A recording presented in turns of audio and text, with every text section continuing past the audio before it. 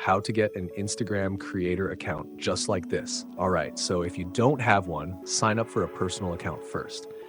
Once you're logged in, follow these steps. Tap on your profile icon at the bottom right of the screen.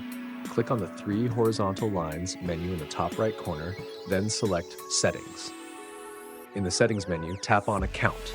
If you have a personal account, choose Switch to Professional Account, then select Creator. If you're switching from a business account, simply tap Switch to Creator Account. Select a category that best describes your content creation focus, such as artist or influencer.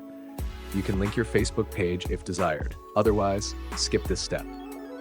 Ensure at least one contact method is provided and decide whether to display this information on your profile. After completing these steps, your account will be upgraded to a creator account, granting access to advanced features tailored for content creators. If this video helped you, give it a thumbs up and please consider subscribing to my channel. Thank you so much for watching.